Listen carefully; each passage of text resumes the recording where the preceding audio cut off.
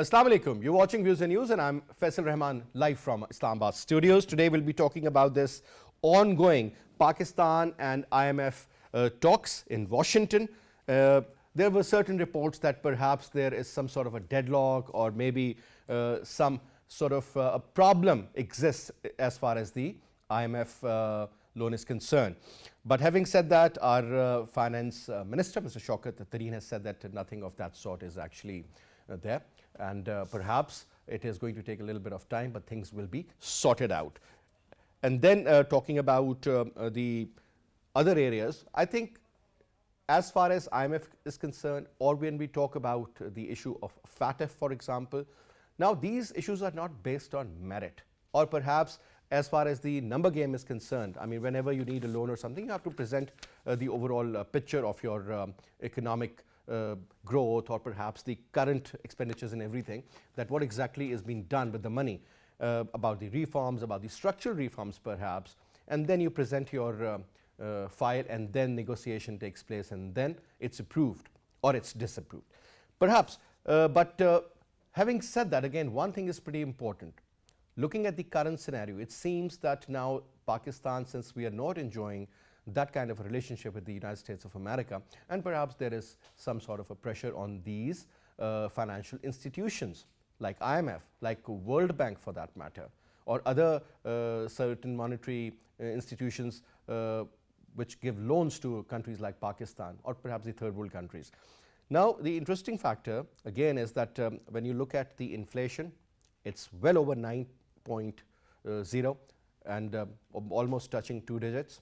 You talk about the economic growth. According to the IMF, it's going to be 3.4%. According to the World Bank, again, it's around 4.2%. So there's a different kind of an outlook regarding that also. But when you look at the current situation, when you look at the overall economic indicators, I believe that the things are not that great. It will take time to improve, but what needs to be done? And perhaps in our today's program, our main focus is going to be about the IMF package, what sort of hindrances are there, how to in fact make sure that they do not become a problem as far as the transfer of money is concerned, and how to move forward, how to utilize that particular amount, because we have been hearing that the structural reforms would be there. Hardly anything has been done so far, or anything is visible. You talk about the kind of money that has been pouring in, and it is going to have a trickle-down effect. Nothing of that sort. You talk about international investments. Let's minus China for a while. What sort of investment is coming in? Hardly any. You talk about the stock market. It's still fluctuating, and I would say uncertainty still prevails out there as well. You talk about your large-scale manufacturing. You talk about your agriculture. You talk about your services sector. You talk about your debt. Now, debt is another huge issue again. And then you talk about the debt servicing. I think that is the killer at the moment. We are hardly left with any amount. Yes, remittances are pouring in. They are giving some sort of stability to the economy. When we talk about the exports, no matter what has been done so far, there is not a quantum jump. Imports, however, no matter what sort of taxes have been imposed, still are going up. They need to be curtailed, they need to be controlled. You talk about balance of payment, again, another issue. You talk about budget deficit, again, there's going to be another problem in June. So you talk about another very important factor, that is about your circular debt. Who is going to look after those affairs? Talking about the tax, again, is a problem. And then the IMF intervenes and says, well, you have to raise the prices of fuel, you have to raise the prices of your utility bills, perhaps electricity. That has been done. Obviously, the international market factor is there, because the oil prices are hovering well over $85 a barrel when we talk about the Brent crude or the other one. But again, there seems to be one thing which is positive, that the global economic outlook will improve in the coming months. Things are again gearing up for betterment. So to talk about this, let me quickly introduce you to our panelists. We have with us in our studio on my right is Abdul Jaleel Saab. He's a public policy analyst and a senior economist. Sir, thank you very much for your time. And we have with us Dr. Shamil Daud Saab. He's the former president of Rawalpindi Chamber of Commerce and Industry. Dr. It's a pleasure to have you on the show, sir. Thank you so much for your time. And on Skype, we have with us Sana Tawfiq Saiba. She's a senior economist. Thank you so much, ma'am, for your time. And we also have with us Dr. Hakan Najib Saab. He is also a senior economist. Thank you very much, Dr. Khaqan Najib Saab, for your time as well. But let me start off from you, Jaleel Saab. We'll try to make it quick, crisp, and fast-paced program today, because since we have got 4 guests. But sir, looking at the current issue with the IMF, what is the bone of contention there, sir? Pakistan has always taken loans. Again, Pakistan has applied for it. It was almost done. Is it because of the political and international pressures on Pakistan, sir? The way FATF has been mishandled by the Western world, or perhaps this particular issue seems to be, floating on the same lines as well? Faisal Saab, I agree with you. In fact, this IMF program is suffering from certain limitation as well, and there are certain conditionality which government of Pakistan cannot accept it. Only if it does so, it will do so at the risk, at a huge risk to the national interest as well. FATF, so far FATF is concerned, it's a coercive instrument which is being applied by IMF, and I would say that the Western power, the so-called the Western democracy, in order to strangulate and micromanage the internal structure of Pakistan economy. Number 2, and number 3, what we see as a result of the conditionality imposed by the IMF, the investment scenario have not improved. It has gone down, right? And I would say that I will place some of the responsibility on the taxation policy as well, which the government of Pakistan has pursued over the last 3 years. Now they are trying to balance them slowly and slowly. But unfortunately, once you give some concession to the investor under one hand, and you take it back to the heavy taxation on the other hand, then certainly the balance between the public policy or the financial or investment policy is the lost. This balance must be restored as well. And we know very well that initially, if you recall, in the beginning of the rule of PTI, they raised the statement governor. The raising of the bank interest, in fact, caused a huge havoc to our industrial output. The major manufacturing sector and industrial sector very heavily, because overnight with the rise of the bank interest rate, the financial liabilities, they were multiplied as well. As a result of it, what do you think, sir, 7.25% is high? No, now it has, but it has come down after 1 year. It used to be 14%, 15%, I remember. Yes, initially, and it has done a lot of damage to the confidence of the investor, And we don't have much space in the world. Firstly, and thirdly, what we see is that our investor, our business, our exporter, they have not shown much activity so far in the exploration of the international market is concerned. Probably they are looking up the government, that the government of Pakistan will provide them some facilitating report. And I can really believe that the government also have not given much facilitating report in exploring and developing their interactive contacts with the international markets as well. As a result of it, what we see is that the imports have gone up and the export have gone down as well. They have marginally improved. Right now, the Pakistani economy is being sustained by the foreign direct, the remittances, and we should be thankful to the expatriate economy, and we must give them more privileged status. That's the one. But the question is, how long can we depend on it, sir? Yes, it's a silver lining in the. I would say in our policy that the government of Pakistan have decided to extend voting power to this. All right. Now, Dr. Saab, it says that IMF program that is around $6 billion. This is the extended fund facility primarily. And then the finance division says that we can't give you some sort of a time limit as far as the talks are concerned. When will we be able to sort of, get it done? What seems to be the real problem now, sir? What is the actual issue where there is a delay? Well, obviously, we know that IMF always has preconditions, and we have already done so in terms of raising the tariffs vis-a-vis the electricity, and we've seen the petrol prices have gone up.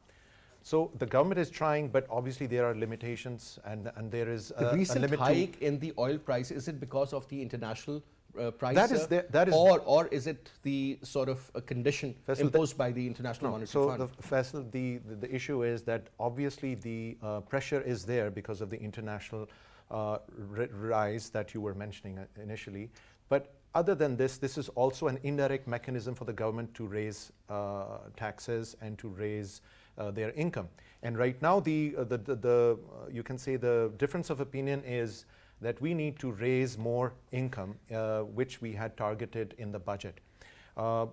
Right now, we are hoping to raise at least $1 billion. That is upfront. However, it is understood that the total amount that has been included in the budget is higher than this, which has been included or has been factored into our budgeting as well. So it is important for the government to succeed in these talks. Otherwise, we will have certain problems. Obviously, there are certain problems that were inherently coming from the previous era, for the previous 2-3 years. And then there is a rebound of the economies around the world, the rising prices of not only oil, but also gas. And food commodities and as well. food commodities. And so all of that is going to factor into our, you can say, budget. And then on top of that, we have to understand that just from July, we have devalued our currency. Overall, I think it's over about 47 rupees to the dollar, but just since July, it's about 12%. So this devaluation is also putting the pressure, the rise of the electricity. You've already mentioned about the circular debt. So all of this is not all external. This is internal. This is governance. This is what you were supposed to do. You were supposed to do, I mean, the government was supposed to do contracts. They were supposed to plan ahead. I mean, these factors are there. There's so many experts on their team, and they could have seen that the windfall effect that we were having the last year in the COVID period, where the experts were bringing in money. We were getting some good proceeds coming in, and there was from relief the also. The government had given an incentive to expats so they could transfer funds. Other than the ones that had moved permanently because of COVID, they had lost their jobs. They moved a lot of their funds. So all that windfall effect was there, and then there was a reduction in terms of the prices of oil. So we had that breathing period. So it was But understood. we did not capitalize on that, Dr. Saab. Yes, so that We is could exactly have. the point I'm trying to make, that you see, we have to understand that we are always going in this cyclical Dr. Saab, one fashion. quick comment. I mean, whenever we talk about oil, for example, I'm talking about the futures trading. I'll put this question to Ms. Sana Tawfiq, as she is into this stock market. Ma'am, we always hear that whenever a country wants to, they want to do some sort of a deal or an agreement with another trading partner as far as the purchase of oil or petroleum products is concerned. So you sometimes end up doing that in the futures trade. Like, for example, if the price was so low, why we did not sort of capitalize on that front? We could have at least have gotten some sort of a cushion for at least a year or something. But still now, whenever we hear our ministers or the government representatives, they say that, well, look at the oil price, it's at $85. Do you think it was possible if the deals were done earlier, when the prices were almost hovering around nothing, I would say, things would have been a lot better? Was that a possible kind of a scenario, ma'am? Absolutely. Thing is, Pakistan did, I would say, this is my personal opinion, that made some decisions that, in fact, did not take some decisions at the right time. So if you're talking about futures, so yes, absolutely, we do have Saudi facility, we do have oil facility with the IDB. So availing that facility is also I think it is the right time to avail that facility, to revive that facility. Although we have been hearing from the ministries that they are reviving this facility, but I think the modalities are still unclear. At what rate are we going to purchase oil? So yes, that does matter. And similarly, if you talk about the Eurobond issuance, so I would say that we did miss opportunity when the interest rates globally were down. So there too, we could have launched more Eurobonds or international sukuk and take advantage of lower international interest rates. However, now with the debt financing, the external financing that we have to service this year, now we are thinking of launching another Eurobond and sukuk internationally. So I think there were a couple of decisions that were not taken at the right time. Had we taken this at the right time, we would have been at a better position. Very well said, very well explained, ma'am. Another important point, and that is about, whenever you talk about the global growth, ma'am, recently I was reading some articles and there was shortage of coal in India because again the demand is picking up, economic growth is taking place, and on top, obviously, every country like perhaps Bangladesh or India or even China, they're all energy hungry. So the demand of coal has gone up, demand of oil has gone up, or is it perhaps the overall production? Because the OPEC Plus, they were talking about it. And other than that, do you think the solution is about increasing the oil production? Or perhaps when you talk about the global demand for energy, and in particular for crude oil, ma'am, that is definitely going to go up. Initially, because of COVID, people were not traveling. There was a halt as far as the air travel is concerned. People were not on the roads. I mean, it was a different scenario altogether. Domestic level, international level, and otherwise, all the consumption factors were showing negative trend. And certainly, ma'am, there is a growth. So how do you see this equation, ma'am? More production to put a check on the oil price, or perhaps what needs to be done now? Okay, certainly in the last few months, we have seen a drop in overall aggregate demand globally and as well as locally. So if I talk about the local demand particularly, so the economic recovery we were talking about has grown at a much faster pace than was anticipated. And same goes for the global economic growth. So we have seen this robust demand tagged with rightly mentioned higher international commodity prices. So this, together with international prices going up, has led to supply as well as demand constraints. So the solution is to maintain an equilibrium, I would say. So there are supply side shocks, there are supply side constraints. If you talk about the freight cost, that has gone up significantly. We have seen, just to quote an example, so we were talking to an exporter, a container that usually costed them around $5,000 per container has now doubled. So the freight That's cost, what I've not heard, only ma'am. locally, exactly, it has gone up internationally as well. So there are supply chain issues, there are logistics issues. Obviously, this was bound to happen given the economic revival across the globe. However, nobody anticipated this such a huge jump in the overall global demand. So yes, we are facing problems over there, and Pakistan is not the only economy that is facing challenges on the supply as well as a demand front. So we have seen a huge jump in the aggregate demand as well. So we need to this demand also. And when I say curtail demand, I'm talking about the imported demand, the items that we are importing right now, which we cannot afford to import, which includes the luxury items. We have seen recently State Bank again measures such as curtailing, putting ban, as in putting some restrictions on import of certain items. Around 147 items have been added to that list. So now in the auto policy, they've made some significant changes in the policy. So now these measures that should have been taken a bit earlier, now the State Bank has intervened and is taking measures to curtail the imported inflation as well. So we will hopefully see the imports of luxury items going down. Obviously, we cannot cut down on the demand of petroleum items.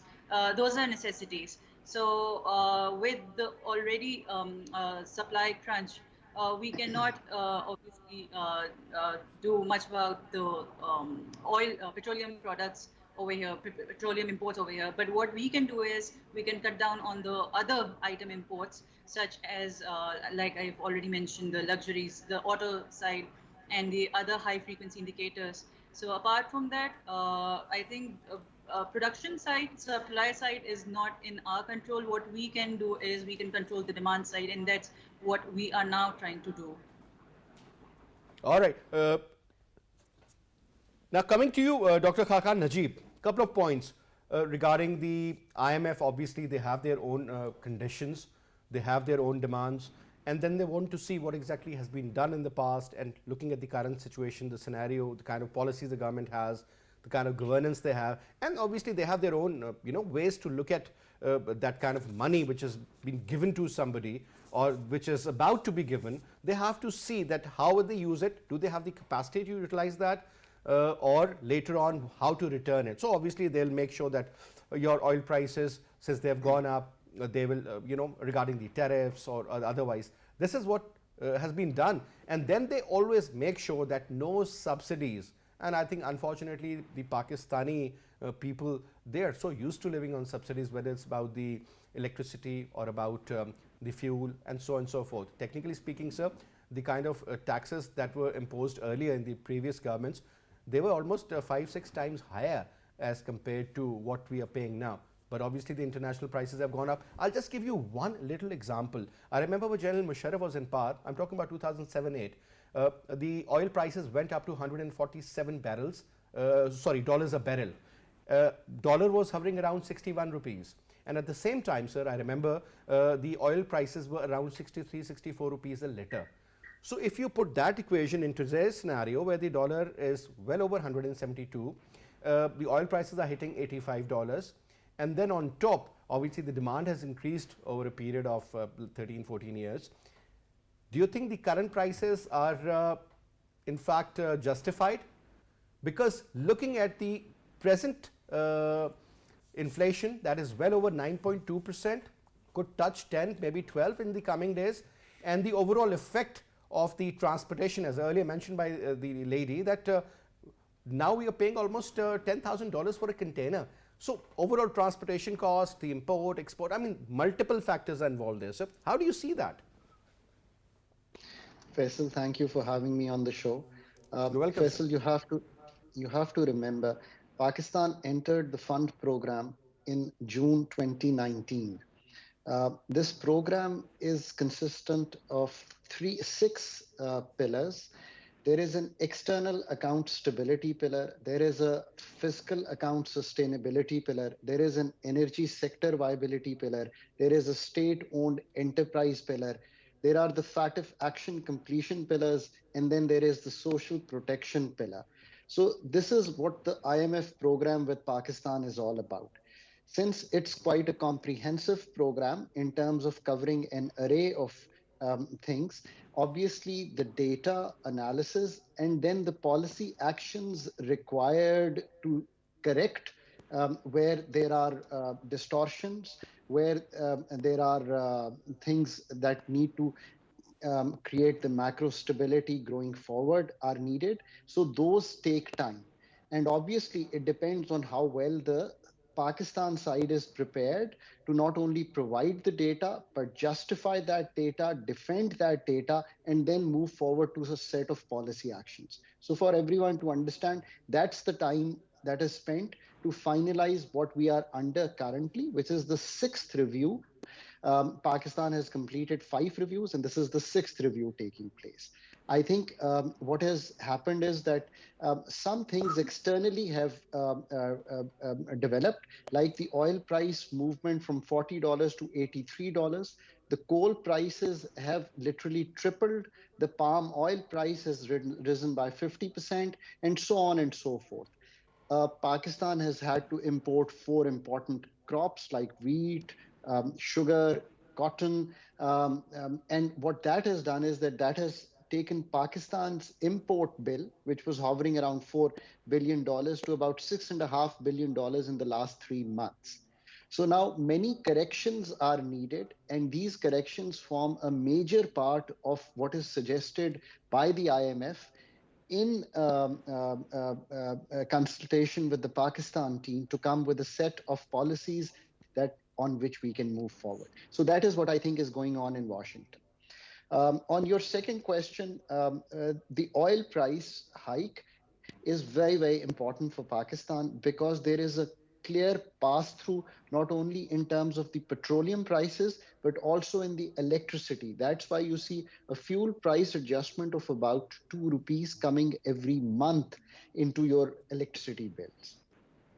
So because this is so important, Pakistan's oil price, for example, on petrol is 137 rupees right now. The tax in that is only 13 rupees, whereas the envisaged tax of only petroleum development levy in the budget is about 30 rupees.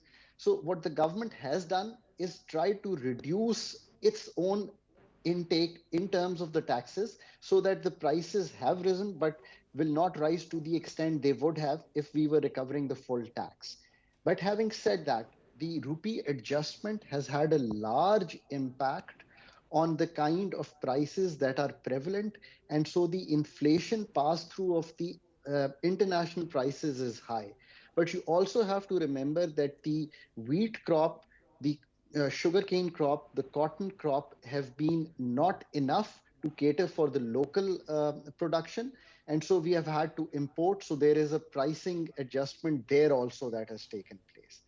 Of course, the supply shortages across the world and in Pakistan also, and the demand that has been created by the lax policies of the state banks across the world, including our state bank, has created a demand which is also pulling inflation on the higher side.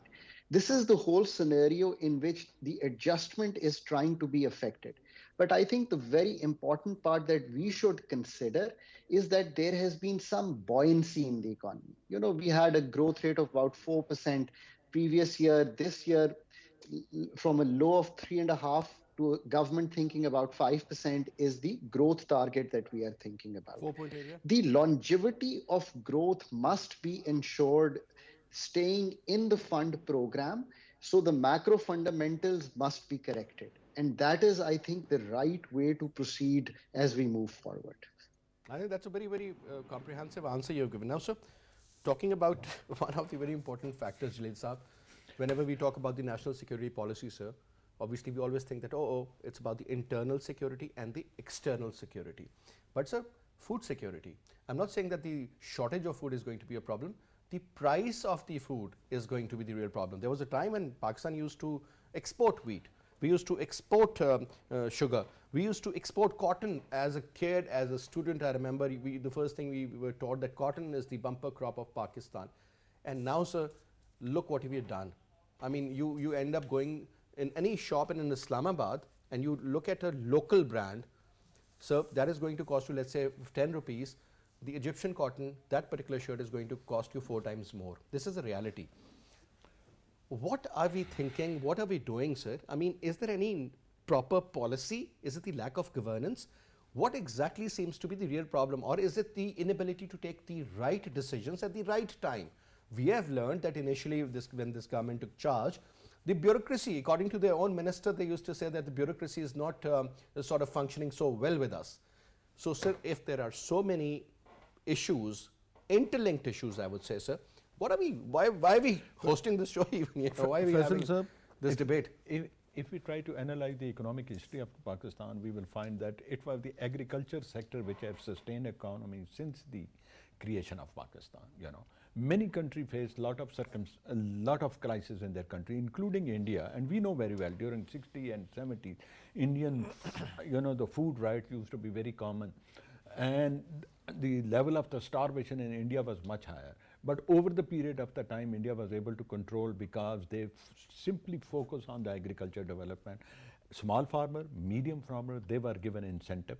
They were provided subsidies, special financial and then security. Free electricity. And subsidy to the farmer is given all over the world. In United States of America, subsidy is given up to 601,000 billion. France for that, yes. France, although the interest of the developing country is hurting very badly, and WTO have drawn attention of the developed country many a time to this fact that you should try to at least, this is the area of advantage in the developing country. They are producing some very good agriculture product and you must try to import it, but they are refusing to do it, and instead they provide incentive and facilitate their own farmer with special financial packages. In Pakistan, the medium and the poor farmer have suffered a lot. They have paid a huge price for it. And you know very well, as a result of it, the production capacity of the land, especially the cultivative area in Punjab, it's going down.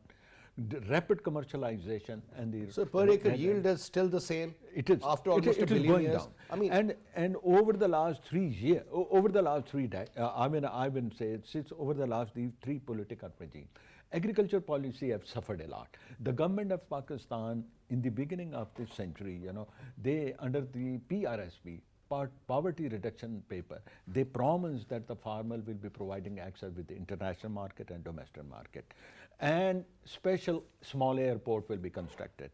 Similarly, warehousing facility and refrigeration facility would be provided on top priority. It has not been done. Thirdly, their mechanized farming will be introduced and special financial packages would be given to the farmer. Plus, farmers are looking for the social security as well. This is one of the biggest issue.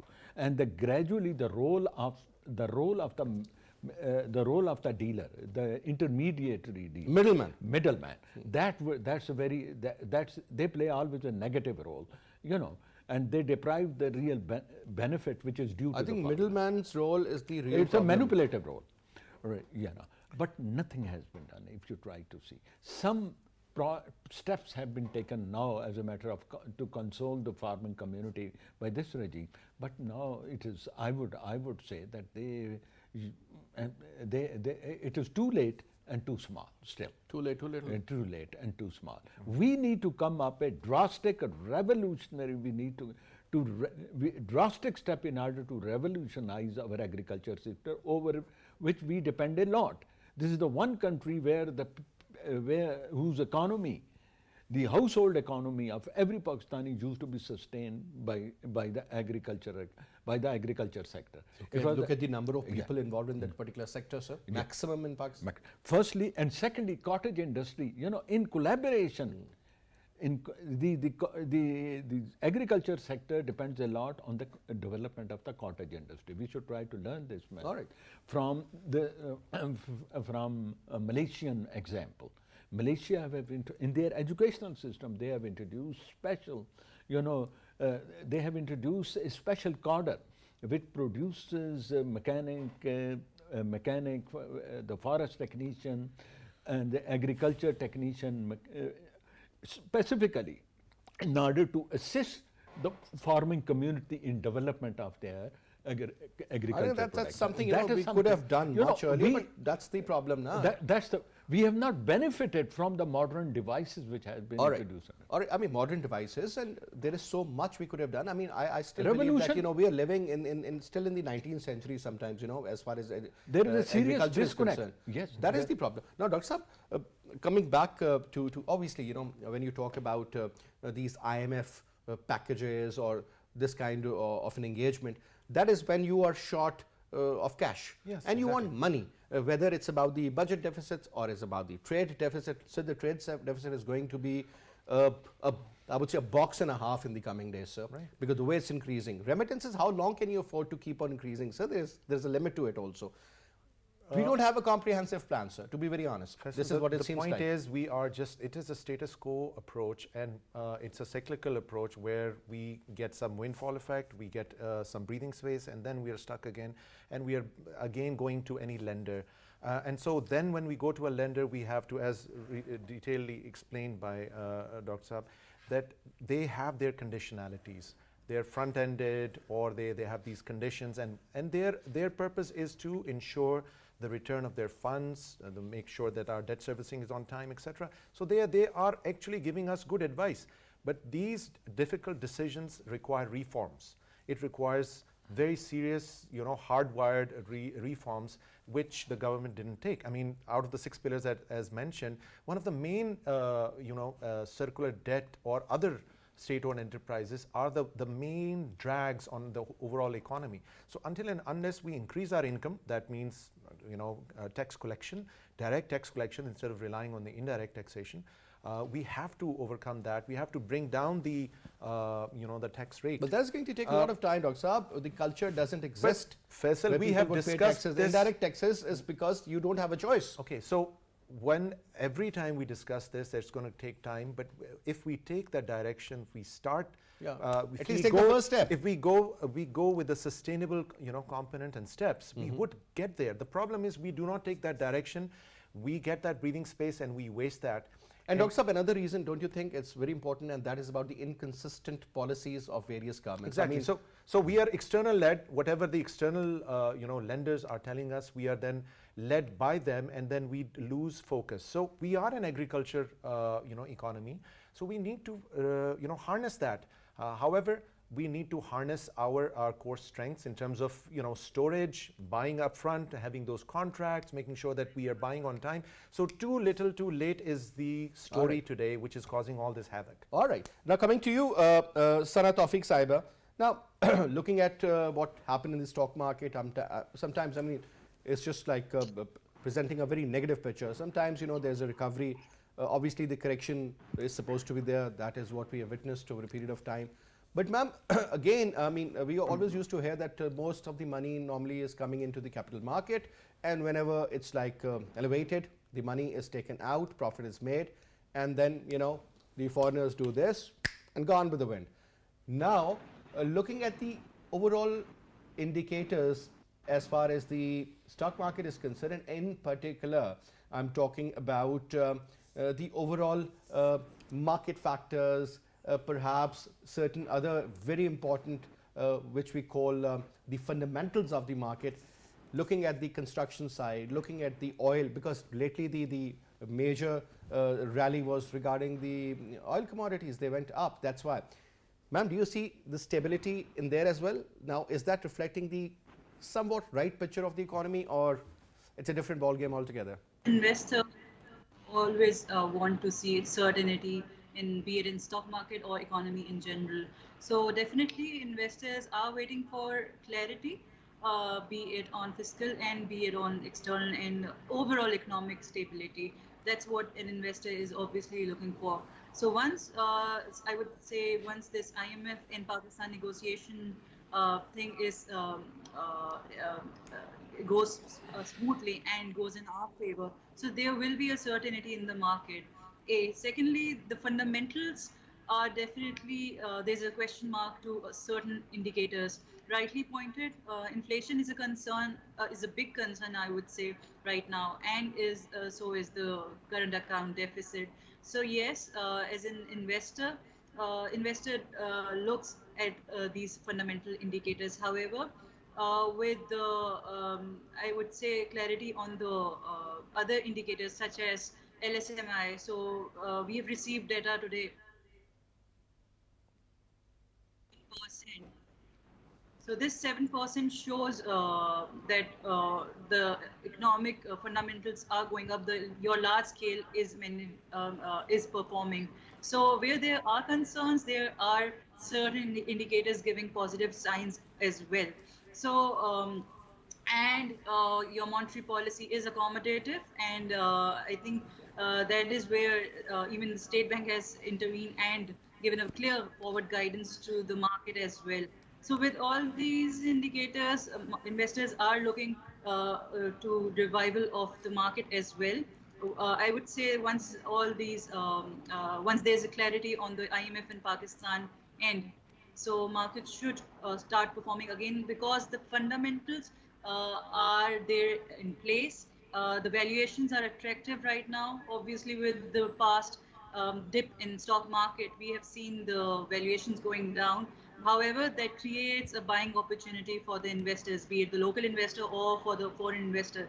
So definitely this is the right time to invest, and obviously then eventually take benefit of the price appreciation and obviously of the gains that you will eventually gain once the market revives. All right. Now, last question and last comment from you. Dr. Saab, whatever is going on between the IMF and the government of Pakistan, we do not know. Perhaps Shaukat Tareen Saab would know. Obviously, there seems to be some sort of a disconnect, some sort of a problem. That's why this is lingering on. He seems to be confident that it is going to be sorted out soon, but he has not given any time frame, number one. Even the ministry, the finance division also said the same. Obviously, if there is something wrong there, I mean, the IMF has got certain concerns. A, do you think we'll be able to negotiate on our terms and conditions, which to me seems impossible? But what if we totally agree with what the IMF says? Because at the end of the day, sir, these $6 billion matter. Loans matter to us. How do you see that? Faisal, I think we should be able to negotiate on the terms that best keep the macro fundamentals of Pakistan economy intact and ensure the longevity of growth that we want to turn into more sustainable kind of growth as we move forward. Both the sides should be able to come up with those set of measures, and those measures should be acceptable to both. Of course, the reading of the data on both sides at times differs, and the data authenticity also takes time. And I understand that FM Tareen is trying to best present Pakistan's case in terms of the tax buoyancy that is already seen, but the fund may see it as a result of the imports, which may slow down. So you kind of get into a negotiation. But what is best hoped is that Pakistan's buoyancy that the lady also talked about, you have a 7% year-on-year growth this month in LSM, that kind of is sustained. But what is more important is that with these set of measures that we agree with the fund, we are able to again concentrate on the fundamentals of the economy. No one is stopping us from improving agriculture productivity. No one is stopping us from ensuring that the operations of the DISCOs and the GENCOs go in the hand of an efficient private sector. No one is stopping us that the investment to GDP ratio of Pakistan at 15% is on the lower end, and we must present brownfield projects, we must present better regulatory environment, we must be able to attract domestic investor. No one is stopping us from moving on an SME policy that would define for the SME sector. For the SME sector, no one is stopping us from moving on skilling and upskilling of the present labor as well as the new labor force, whether white collar or blue collar, that is going to join in. No one is stopping us from doing a real pension reform, which has increased from 250 billion rupees in the budget to about 500 billion today. No one is stopping us from doing a PSDP reform where we finish the good projects which are 60-70% complete immediately. Some of these things are happening, of course, but the real need is to move on such structural or fundamental issues to create a well-regulated market economy. I think that is sir. the... I totally agree with you. Things I agree with you totally, Khaqan Najib Sahab. Since I'm running out of time, sir, I'll have to stop you here. But once again, sir, a pleasure to have you on the show. Thank you so much for your time. And Sana Tawfiq Sahiba, it was great to have you as well. And in our studio, I would like to say thank you very much, Jalil Sahab, for your presence. And Dr. Sahab, it's always great to have you on the show. And that's all we have for this hour. But before I say goodbye, I would say, you heard the entire discussion. I think the bottom line is that we need to put our own house in order. That is it. With drastic Look means. inward. Absolutely. There is no rocket science. Where there is a will, there is a way. Simple as that. Anyway, I'll see you again. Till then, you take good care. Khuda Hafiz.